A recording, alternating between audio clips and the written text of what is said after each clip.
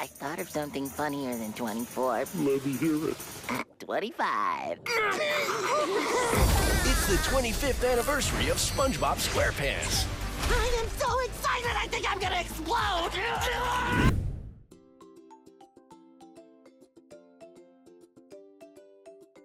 Woo! Well, I would say 25 years later, the legacy of SpongeBob, there's a couple of different legacies. One of them, I think, is as the last animated character that got really big before the internet takeover of the world. Like the big, like before, like SpongeBob was just before all social media and all that. And that's Did it happen because of SpongeBob? Yes, SpongeBob made the internet.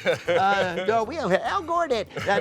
So it's there's that, and then the longevity of it, the success of it as a business and as a property for Paramount and Nickelodeon, Viacom. Who's that now? Whoever owns us.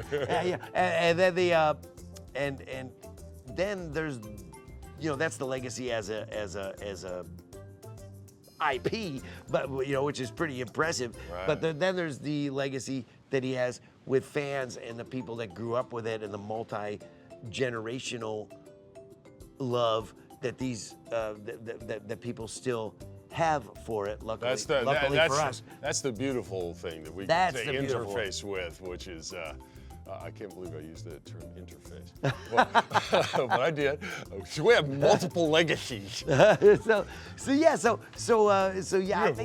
legacy of SpongeBob is just hopefully the impact that it had on people that watched it at a formative stage of their lives and carried it into their adult life and are now watching it with their kids and maybe even watch it with their parents or grandparents. That multi-generational, free-flowing legacy of just enjoying this goofy thing. Yeah, I mean, exactly. That's it's the legacy. More specifically, to me, it's like it was ingrained into the development of humor. I think for a lot of people hitting with the internet. Right, with social media and the humor and the memes and all that stuff. There was this wonderful sensibility to the humor that Steven Hillenburg created that is so much fun for us to work within. And also those fans can take it and with the memes, and they can kind of repurpose the SpongeBob brand of humor, type of humor, and SpongeBob imagery. And they can make stuff out of it that they put out there, and it's really. Hillenburg loved. He liked homemade stuff. Hillenburg loved it when people would make like homemade ceramic SpongeBobs or piñatas of SpongeBob. Especially if they looked a little off, like not quite successful in terms of like being on brand. He loved that, not in a mocking way, but like just he liked that better than he just because it's authentic. Somebody cared enough about this thing that he created to it sparked them to make something or do something, and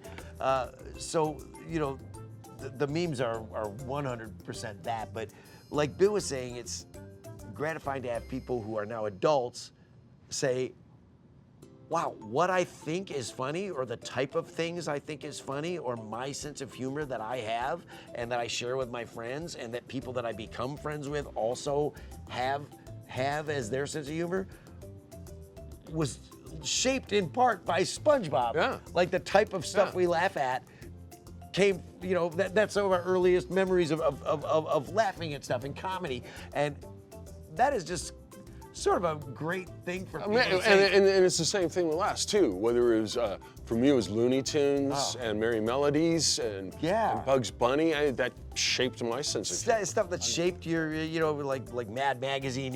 Stuff that shaped what the kind of humor you have. And I think as actors, I think that's very unusual to have.